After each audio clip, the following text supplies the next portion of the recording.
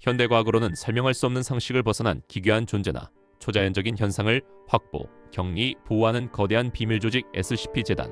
재단에서는 확보 및 격리 조치한 개체들을 크게 3개의 등급으로 나눠서 분류하는데, 변칙적이지만 쉽고 안전하게 격리가 가능한 세이프 등급, 완전한 격리를 위해 더 많은 자원이 필요하거나 격리가 항상 견고한 것이 아닌 유클리드 등급, 지속적이거나 안정적인 격리를 유지하는 것이 몹시 어려운 것을 케테르 등급이라고 부른다.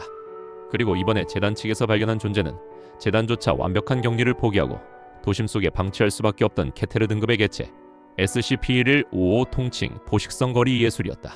1155는 주로 도시에서 출현하며 버려진 쇼핑센터나 어두운 지하도의 벽면에서 모습을 드러내는 그래피티의 모습인데, 늘씬한 근육질의 앞다리, 갈퀴 형태의 손, 올빼미의 머리와 깃털을 가진 인간형 생물의 모습을 하고 있으며 목격자를 추격하는 것 같은 눈을 가지고 있다.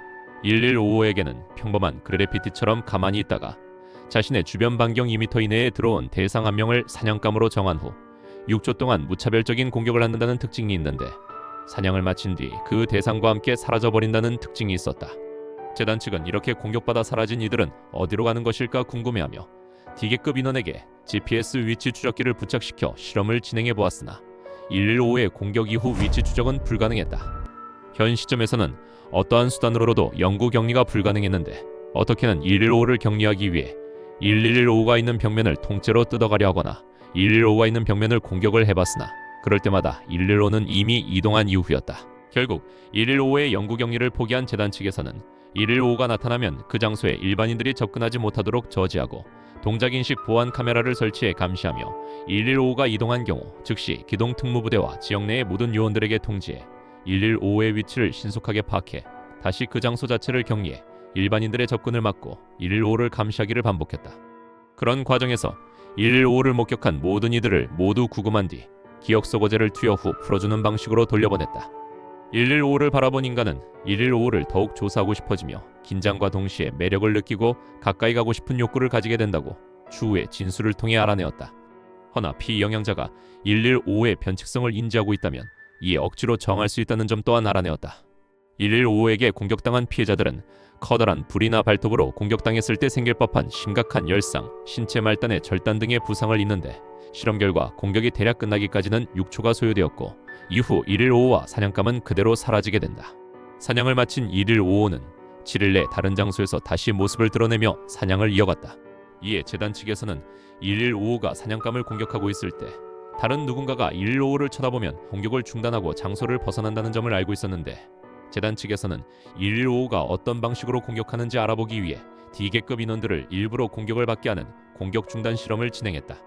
공격 중단 실험은 총 2번 진행되었으며 동원된 D계급 인원 2명은 115에게 공격받은 후 재단 측에서 구조한 뒤 치료를 받아 목숨을 유지할 수 있었다. 이 2명은 모두 조리 있는 말을 하지 못했고 무슨 일이 있었는지 적절히 설명하지 못했다. A의 경우는 115에게 전체적으로 공격을 받았으며 2눈을 잃었고, B의 경우는 양쪽 눈과 혀, 손과 발이 제거되었다. 허나 A의 경우는 2눈을 잃었음에도 아직 앞이 보인다고 주장했으며, A의 눈에는 이전 115에게 희생당한 이들의 시신이 담긴 먹이 저장고를 보았다고 진술했다. 그로부터 며칠의 시간이 흐르고 두 D계급이 수감되어 있는 재단 기지에서 SCP가 탈출하는 일이 발생하며 그로 인해 기지 안이 아수라장이 되었고, 그 틈을 타 A는 탈출을 시도했는데, 이 사실을 알아차린 재단 측에서는 그가 정신병원에서 탈출한 중증 정신질환자라고 통지하여 추적을 했는데, 이 소식을 들은 어느 한 경관은 A가 골목길로 들어가는 모습을 보았고 그를 잡기 위해 그곳으로 향했는데, 방금 전 골목으로 들어간 쪽에서 A의 끔찍한 비명소리가 들려왔다. 그리고 골목을 돌았을 때 그곳엔 방금 전 들어갔던 A의 모습은 찾을 수 없었다. 골목은 막다른 길이었으며 어떠한 출구도 보이지 않았기에 재단 측에서는 115에 의해 소실된 것으로 판단하고 그를 사망 처리했다.